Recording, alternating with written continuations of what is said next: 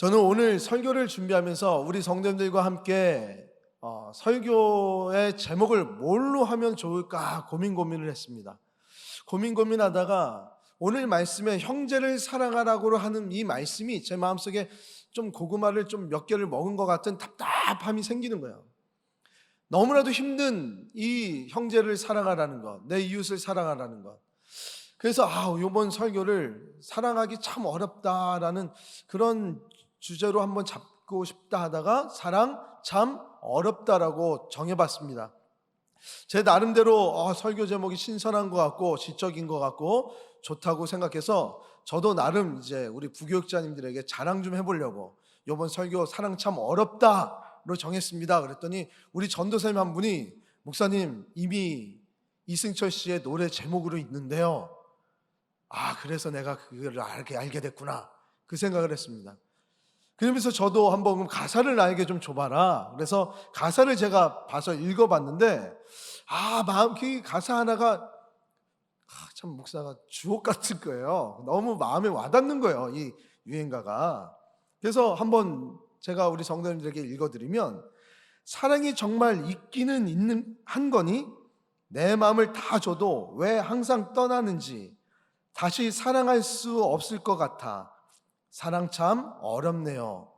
그러면서 사랑 참 어렵다 뭐 이런 노래가 있대요.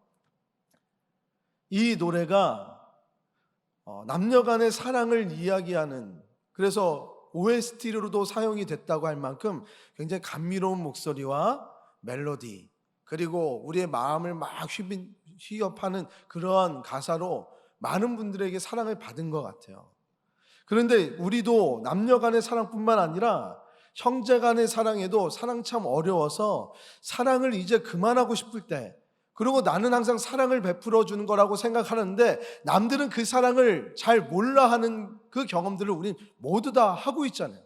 그러다 보니까 이 가사의 전달력이 우리에게 다 호소력으로 전달되어서 마음에 와닿는 거 아닙니까? 참 공감이 많이 되는 것 같아요. 내 사랑을 몰라준다니. 우리는 이 사랑이 얼마나 어려운지 한 예화를 제가 이제 갖고 왔는데 이걸 통해서도 알 수 있어요. 한 할아버지와 손자가 한 마켓으로 갔답니다. 한 미국에 있었던 일인데, 미국에 있는 한 할아버지와 3살짜리, 누가 봐도 개구쟁이 같이 생긴 그 3살짜리 손자와 같이 처음에 신나게 들어왔다는 거예요.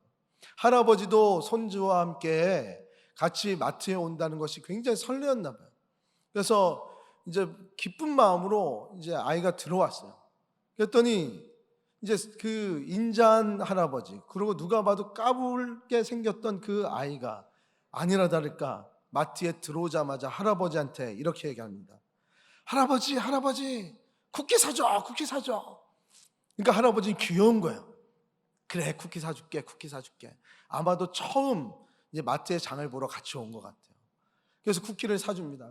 그러면서 다시 할아버지가 이제 자신이 필요한 물품들 하나하나 담는데, 이제 이 아이가 쿠키를 사줬으니까 이제 할아버지한테 할아버지 주스 사달란 말이야, 주스. 그랬더니 이제 할아버지가 야, 여기서 야채 코스를 좀 다 돌고 나중에 주스 사줄게. 그랬더니 주스 사줘.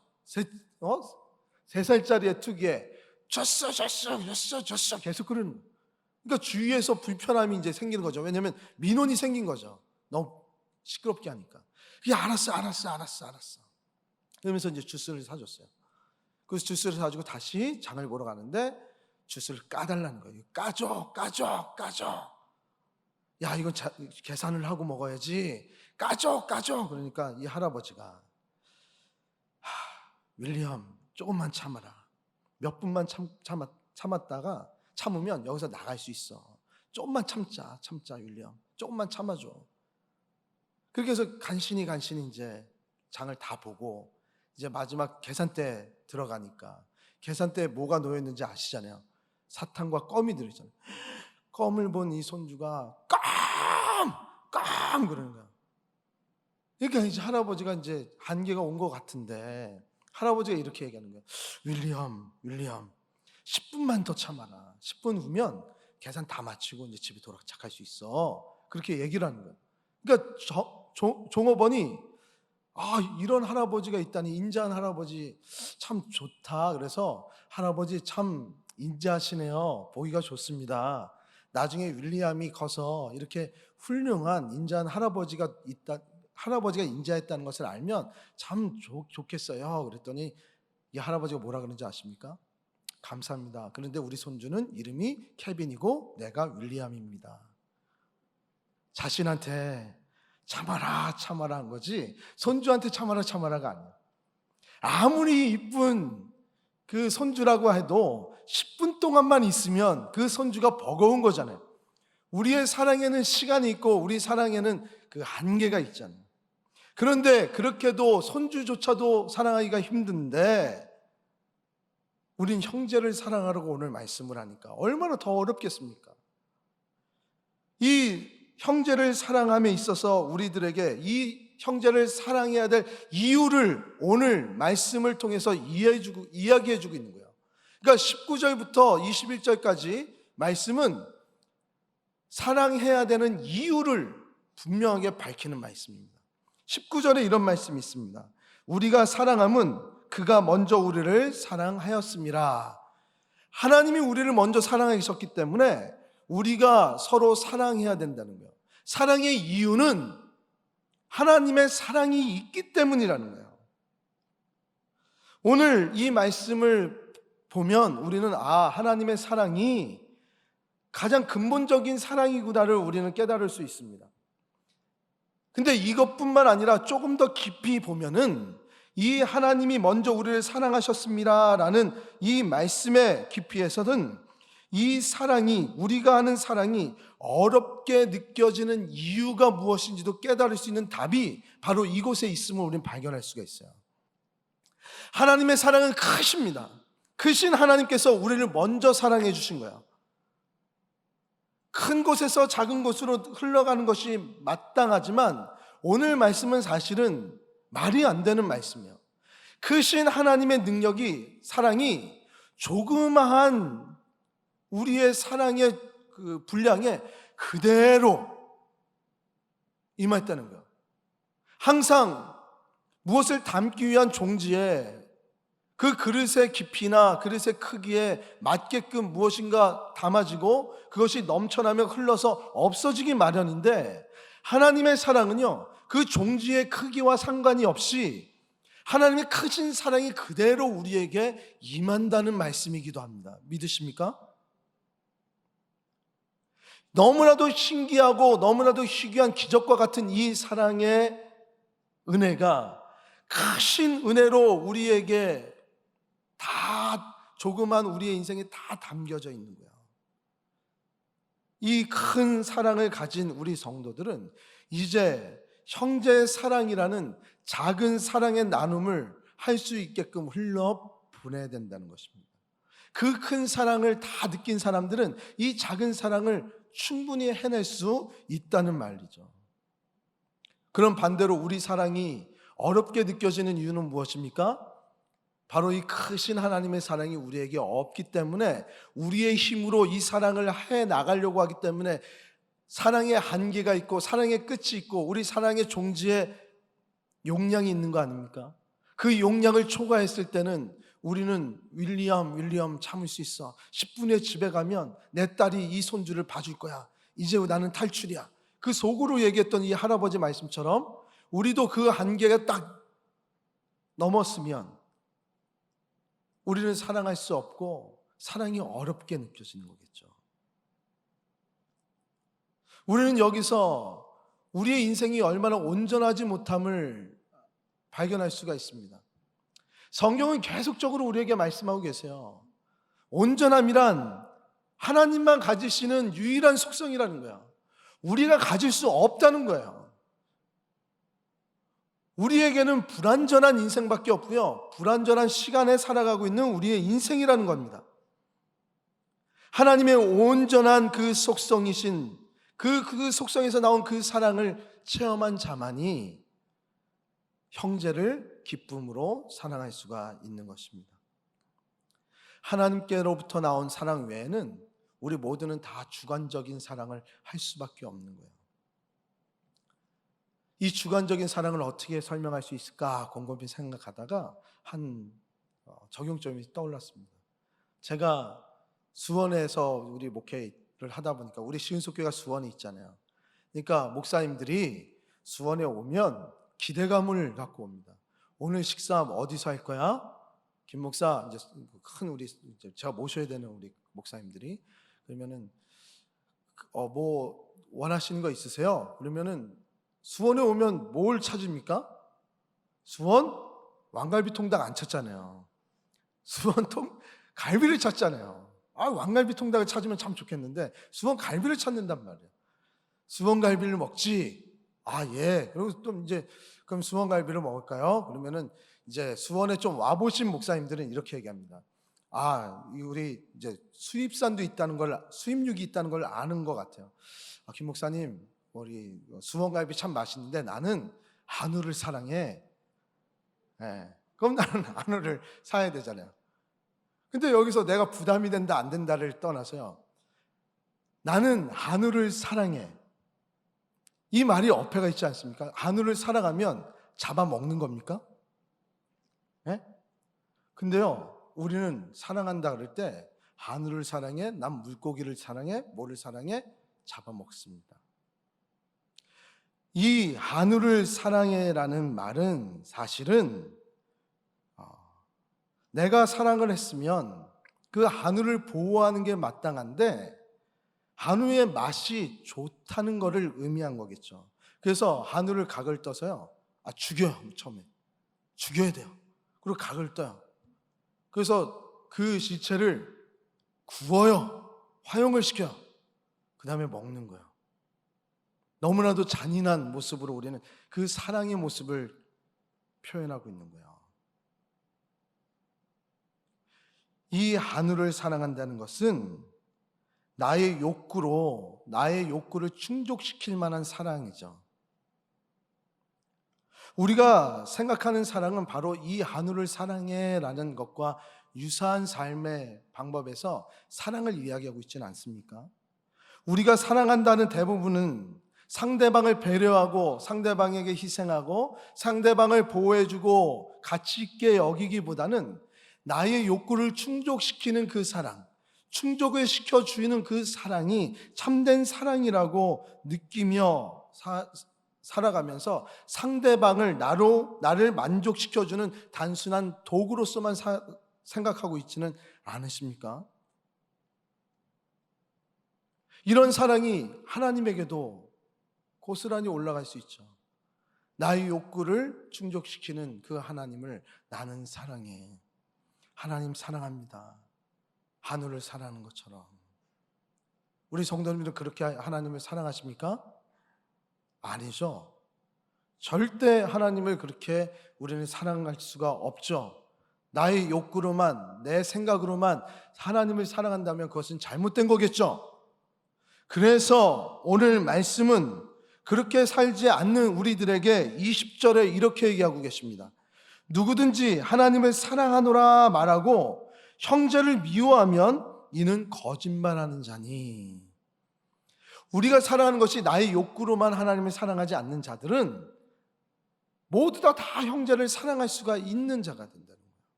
이 형제를 사랑하지 못한 자들은 하나님을 사랑한다는 것이 거짓말이라는 것을 오늘 사도 요한은 우리에게 얘기하고 있어요. 사도 요한이 볼 때 이렇게 하나님 사랑합니다, 사랑합니다 얘기를 하면서도 그 얘기 가운데 거짓말로 언행불일치로 내로남불로 살아가는 많은 성도들이, 목회자들이 있다 보니까 오늘과 같은 이 말씀을 한 거 아닙니까? 자신에게는 관대하고 자신이 생각하는 모든 것은 옳고 그렇지 않은 것들은 옳지 않고 자신이 말한 내용과 자신이 살아가는 삶은 전혀 다른 삶을 살아가고 있는 우리 기독교인들이 그 당시에는 너무 많았기 때문에 이 얘기를 한 것 같아요. 지금은 그렇게 이게 말이 안 나오는 거 보니까 많은 것 같습니다. 예? 지금도 많지만 하나님을 사랑한다고 말하면서 형제를 절대 미워할 수가 없는 거예요. 왜 그럴까요? 조금만 더 생각해 보면 우리 아시죠? 지난주에도 말씀을 드렸는데 내 자신 안에 가장 내가 사랑해야 되는 가장 큰 이유가 있습니다. 내가 가장 좋아하는 게 있어요. 이 가치로 나는 살아가고 있어요. 그 가치를 다른 상대방에게도 보여진다면 그 상대방과 관계가 좋아지겠죠. 관계가 좋아지고 존경하겠죠. 오늘 말씀에서는 내가 사랑을 받을 만한 이유가 뭐라 그러십니까? 하나님이 나를 사랑하셨기 때문에 나는 내 자신을 사랑할 수가 있는 겁니다. 그 가장 사랑의 근본되는 이유가 나만 가지고 있는 것이 아니라 우리 성도님들에게도 똑같이 다 갖고 있는 거고요. 우리 이웃에게도 똑같이 다 갖고 있고요. 형제 자매들, 하나님을 믿는 자나 믿지 않는 자나 이 하나님께서 사랑하시는 사랑은 똑같이 있다는 것입니다. 믿으십니까? 어떤 분들은 하나님을 믿지 않는 자들은 하나님을 사랑하지 않는다라고 얘기했어요. 아니요. 하나님의 사랑은 초월적인 하나님이세요. 모두 다 사랑하세요. 그 사랑 덕분에 우리는 살아가고 있고요. 사랑 덕분에 내가 살아가고 있는 것입니다. 그 사랑 때문에 내가 존재하고 있는 것이고 그 사랑 때문에 내가 오늘도 온전한 삶을 살아가고 있는 것처럼 다른 사람들도 그 사랑 하나 때문에 온전한 삶을 살아가는 것이 마땅한데 우리는 하나님이 먼저 나를 사랑해 주신 것을 잊어버린 채 나만 사랑한다 생각하고 옆 사람들에 대한 그 하나님의 사랑을 인정하지 않고 그들을 불신하고 미워하고 혐오하고 그들에게 아픔을 주는 거 아닙니까? 그 아픔은 고스란히 누구의 아픔이 됩니까? 우리를 사랑하시는 하나님의 아픔이 되는 거예요. 그러다 보니까 형제를 사랑하지 않는 것은 하나님을 사랑한다고 말하고 형제를 사랑하지 않는 것은 다 거짓말쟁이에요. 왜요? 그것은 하나님을 사랑하지 않는 거예요. 그 속에서 하나님이 너무나도 사랑하시는 형제인데 그 안에 계시는데 그 하나님을 우린 사랑하지 못하고 있는 겁니다.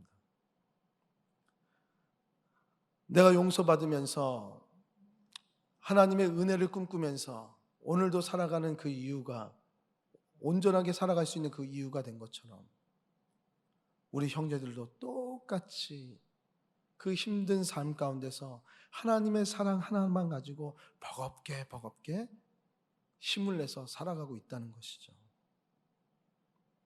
사도 요한은 지금 이런 것을 우리에게 말씀하고 있어요. 이렇게 살기가 더 힘들어 보이죠? 사도 요한도 우리와 똑같은 성정을 갖고 있는 사람입니다. 어떻게 보면 우리 성도님들보다 더 성격이 괴팍한 사람이에요. 사도 요한 그러면 우리는 다 사랑의 사도라고 알고 있어요. 요한이라는 이름 자체가 하나님은 자비로우시다라는 그 의미를 갖고 있기 때문에 사도 요한 그러면 사랑의 사도로서 사랑이 많은 사람, 하나님의 자비를 이야기하는 사람으로 그냥 떠올려집니다. 그런데 사도 요한의 별명이 무엇인지 아십니까? 요한과 그의 형제 야고보는 보아네르게스라는 별명을 얻었었어요. 이 보아네르게스라는 이 말은 천둥의 아들이라는 뜻입니다. 우리 젊은 사람들은 천둥의 아들? 그럼 토르의 아들인가 생각하시는 사람이 있어요. 토르가 천둥의 신이거든요. 그러니까 토르의 아들이라고 생각하는 거 아니고요. 그의 성격이 인품이 천둥처럼 괴팍하다 그래서 천둥의 아들이었습니다. 사도 요한은 굉장히 급한 성격을 갖고 있었어요. 남들을 판단을 잘했습니다. 정죄를 잘했고요. 화를 참 잘 냈던 사람이었어요. 예수님과 함께 사마리아 마을을 지나고 있는데 사마리아 사람들이 예수님을 환영하지 않으니까 사도 요한이 나서서 뭐라고 얘기하시 아십니까? 누가복음 9장 54절에 제자 야고보와 요한이 이를 본다는 것은 사마리아 사람들이 예수님을 환영하지 않음을 보고 이르되 주여 우리가 불을 명하여 하늘로부터 내려 저들을 멸하라 하기를 원하시나이까? 내가 가장 사랑했던 그 예수님을 인정하지 않는 사마리아인들을 벌로 심판하고 싶다는 거예요. 니네들 다 잘못됐다는 거예요. 예수님이 지금 이곳에 계신 예수님이 어떤 분인지 알아? 가장 고귀한 분이고 가장 하나님의 아들이라고 불려질 만큼, 이때는 아직 하나님의 아들이라고 100% 신뢰하지 못했을 때니까 하나님의 아들이라고 불려질 만큼 그렇게 고귀한 분이신데, 개 같은 너희들이 어떻게 예수님을 무시하냐고. 너희들 다 하늘로부터 불이 임해서 니네들 다 죽어야 마땅한 그런 백성이라고 얘기한 거예요. 마치 우리에도 내가 생각했던 의와 내가 생각했던 그 하나님의 모습들이 주위에 있는 사람들이 알아주지 못하면 그것으로 분이 나지고 그것으로 멸망을 외치고 구원이 없다라고 외치는 그런 모습들과 똑같지 않습니까? 그랬던 과격했던 사도 요한이 어떻게 변합니까? 십자가상에서 완전한 하나님의 사랑, 예수님의 사랑을 체험했더니, 온전한 사랑이 무엇인지를 깨달았더니, 자신의 성품과 자신의 결을 달리하는 온유의 마음을 품어서 오늘과 같이 사랑을 얘기하는 거 아닙니까? 우리들에게도 이와 같이 사랑이 너무나도 어려워질 때 그 사랑이 나의 의와 나의 힘으로 하는 거기 때문에 우리는 버거운 거예요. 그 십자가의 구원, 그 십자가상에서 날 향하신 하나님의 은혜를 체험한 자들은 우리의 삶이 180도 변화해서 사랑의 사도로 변화받은 이 사도 요한처럼 사랑을 이야기하고 사랑을 전할 수 있는 사람으로 충분히 변화받을 수 있다는 사실을 우리는 이 말씀을 통해서, 사도 요한의 삶을 통해서 발견할 수 있잖아요. 너무나도 놀라운 변화입니다. 물론 하나님은 그의 성품과 그의 삶의 결을 따라 분명히 활용하실 거예요. 사용하실 거예요. 저도 급한 성격이요. 그만 급한 성격인 만큼 하나님에 대한 사랑이 더 열렬하겠죠. 더 강하겠죠. 그러다 보니까 사도 요한이 사랑의 사도가 된 겁니다. 그의 결 따라 사용하셨기 때문에. 사랑을 깨닫고 자신의 그 성품 따라 이 사랑이 중요한 것을 알기 때문에 사랑에 대한 중요성을 강조를 했던 거예요. 자신의 성품에 따라. 그렇게 자신이 변화받은 이 사도 요한이 우리들에게 무엇이라고 얘기하십니까? 20절 말씀, 보는 바 형제를 사랑하지 아니하는 자는 보지 못하는 바 하나님을 사랑할 수 없느니라. 아멘이십니까? 아멘? 이 아멘 잘못했다가 큰일 나는 말씀이에요.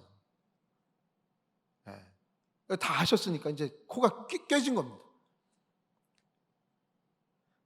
자신이 보니까 이 땅에 거짓 선지자, 거짓 종교인, 그러니까 성도, 거짓 성도들이 너무 많은 거예요. 하나님은 사랑한다 그러면서 그 사랑을 모르고 살아가는 사람들이 너무 많은 거예요. 그래서 오늘 이 말씀하는 거예요. 보는 바 형제를 사랑하지 아니하는 자는 보지 못하는 바 하나님을 사랑할 수 없대요.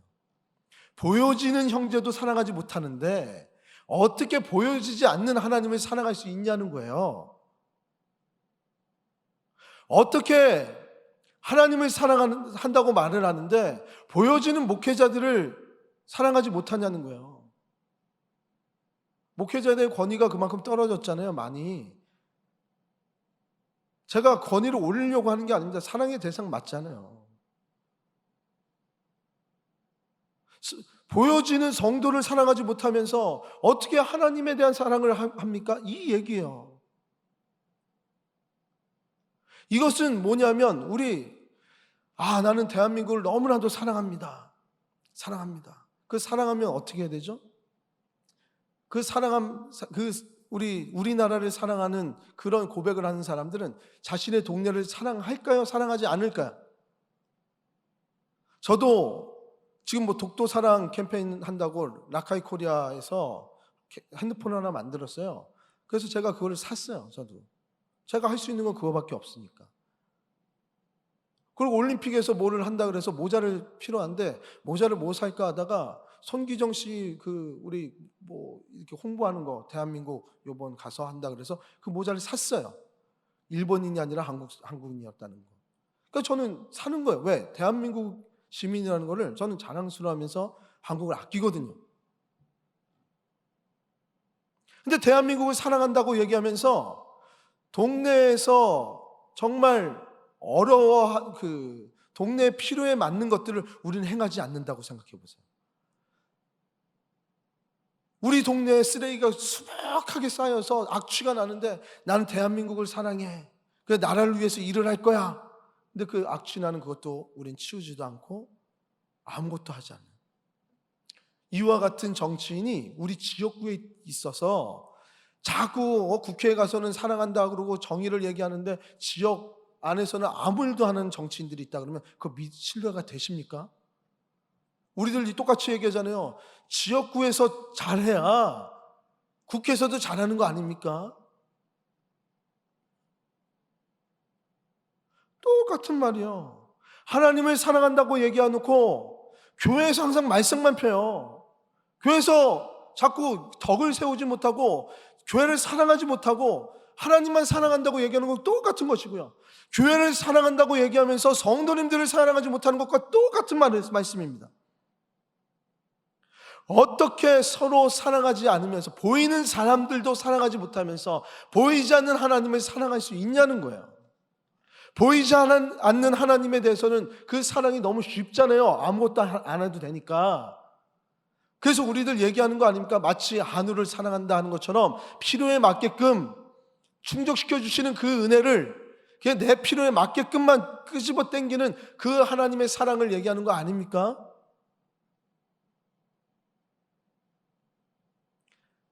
하나님을 사랑한다면 보여지는 성도님들과 목회자들과 이웃들을 서로가 서로를 다 사랑해야 되고 다 값지게 여겨야 하나님을 사랑하는 거예요. 믿으십니까? 예수님께서는 이것을 계명으로 정하셨어요. 사도 요한은 이 계명을 알았어요. 어떤 계명입니까? 요한복음 13장 34절에서부터 35절 새 계명을 너에게 주노니 서로 사랑하라. 내가 너희를 사랑한 것 같이 너희도 서로 사랑하라. 너희가 서로 사랑하면 이로써 모든 사람이 내 제자인 줄 알리라. 아멘. 이 계명을 사도 요한은 알았잖아요. 예수님이 말씀하신 것을 다 알았던 사람이잖아요. 그래서 21절에 이 새 계명, 우리가 이 계명을 주께 받았나니 하나님을 사랑하는 자는 또한 그 형제를 사랑하느니라 라고 말씀하고 있는 거예요. 그 형제 속에 있는 하나님의 그 사랑을 존중하는 거예요. 마치 우리가 우리 자신이 사랑받지 못할 존재였다는 것을 기억하고 고백하는 것처럼 우리의 이웃들도 우리의 성도님들도 장로님들도 권사님들도 담임 목사도 똑같이 사랑받지 못할 연약한 존재인데도 불구하고 그 속에 하나님이 이 사람을 우리 형제를 사랑하니까 우리는 그 하나님을 존중하면서 사랑하는 겁니다. 우리 보이는 이 땅에서도 우리는 부모님이 살아 계실 때와 부모님이 살아 계시지 않을 때 그 형제들의 우애가 차이가 남을 우리는 바라보게 되잖아요. 부모님이 살아 계시면 억지로라도 부모님 때문에도 서로 형제들끼리 모여지고 서로 사랑하고 서로 희생하는데 부모님이 딱 돌아가시면 모이기도 어려워지는 거예요. 구심점이 없어지니까. 근데 우리에게 어떤 구심점이 있습니까? 하나님이라는 그 하나님의 사랑이라는 놀라운 구심점이 우리 삶 가운데 있잖아요. 하나님 때문에 우리는 사랑하는 거죠. 내가 사랑받을 만한 존재이기 때문에 존경받을 만한 일을 했기 때문에 존경하는 거 아니잖아요. 제가 존경받아서 여기에 서 있는 겁니까? 제가 그런 일을 많이 해서 여기 서 있는 겁니까? 아니잖아요. 그 역할에 맞춰서 우리의 삶을 최선을 다해서 서로 다 사랑을 하듯이 서로 최선을 다하듯이 각자 달란트와 상황과 하나님께서 위치하게 하신 그 위치에 따라서 최선을 다하면서 하나님 사랑을 이루어내려고 살아가는 모습이 값지고 아름답고 선하기에 우리는 서로 사랑하는 거 아닙니까? 용서받지 못할 그 사람도 원수까지도 사랑하신다는 그 하나님의 말씀이 있어요. 그 사랑을 우리가 이루어낼 수 있는 것은 이미 우리가 큰 사랑을 받아 누린 사람이기 때문에 그래요. 아멘? 사랑을 이루지 못하면 우리는 하나님의 사랑을 받지 못한 자가 됐다는 것을 지난주에 말씀을 드렸어요.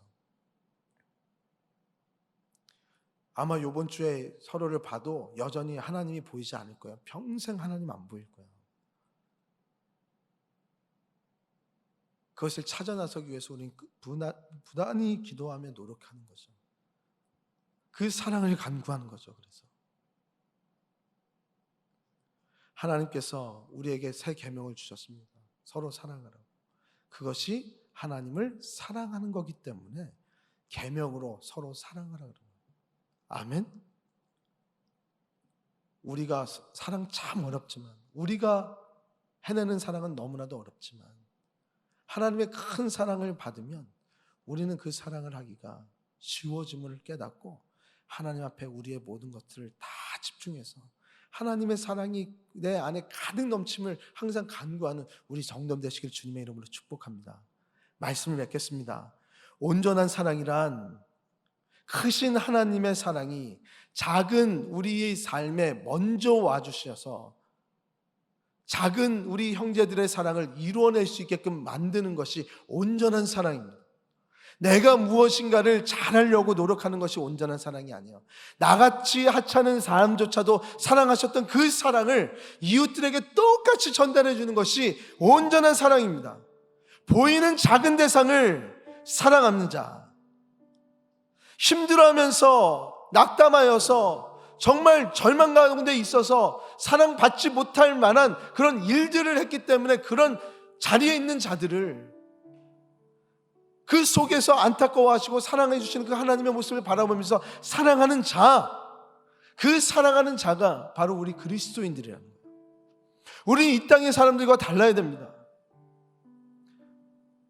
나의 힘으로 사랑을 하려고 하지 말고 크신 하나님의 은혜로, 크신 하나님의 사랑으로 그 사랑이 전부여서 사랑을 베푸는 우리 지은숙교회 성도님들이 되셔야 되고요. 실질적인 오늘의 시간의 삶 가운데서 처절하게 우리의 크신 하나님의 사랑을 작은 우리 형제들의 사랑의 대상자들에게 흘러넘치게 하는 것이 우리의 역할인 거예요.